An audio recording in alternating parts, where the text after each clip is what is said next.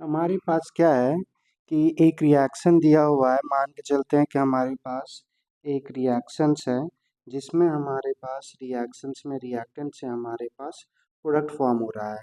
Forward का rate constant है हमारे पास के एफ और बैकवर्ड का है हमारे पास के बी।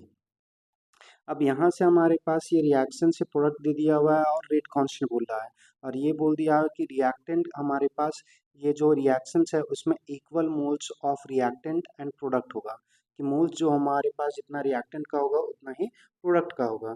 तो अब यहाँ से पहला तो हमारे पास रिएक्शंस के लिए तो रेट ऑफ फॉरवर्ड और रेट ऑफ बैकवर्ड के बीच रिलेशन पता करना है।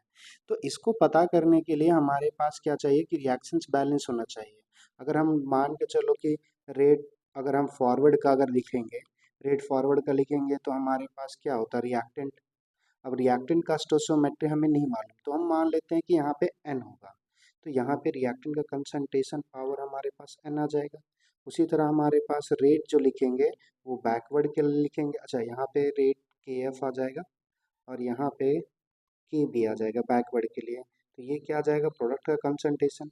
अब यहाँ पे भी हमारे पास क्या है कि स्टोइचोमेट्री नहीं है, क्या स्टोइचोमेट्री होगा वो भी नहीं पता। तो यहाँ पे अगर हम एम कंसिडर कर लें तो ये पावर एम हो जाएगा। अब इक्विलिब्रियम पे हमारे पास क्या होता है कि रेट फॉरवर्ड और हमारे पास बैकवर्ड सेम होगा। तो यहाँ से लिख सकते हैं हमारे पास के F R to power N is equals to K B T to power हमारे पास एम। अब यहाँ से देखो के एफ बाय हमारे पास के K is equals to product का concentration power rise to power M, reactant का concentration rise to power N.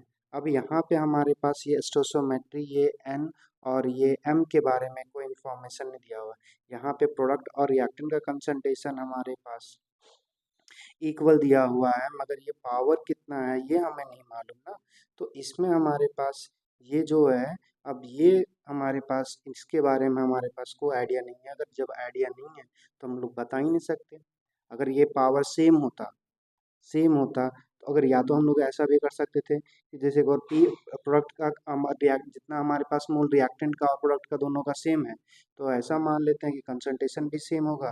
तो यहाँ पे प्रोडक्ट बाय हमारे पास प्रोडक्ट या अगर प्रोडक्ट यहाँ पे भी हमारे पास राइज टू पावर एम और राइज टू पावर एन। तो ये पी टू पावर हमारे पास आ जाएगा M plus sorry M minus हमारे पास एन। अब ये एम और एन के बारे में इंफॉर्मेशन हमारे पास नहीं है तो हमारे पास के एफ बाई के बी के बारे में हम लोग डायरेक्टली कुछ नहीं बता सकते जब तक कि स्टोइचोमेट्री ना दिया हो। तो स्टोइचोमेट्री नहीं दिया हुआ है तो हम लोग ऐसो वी कांट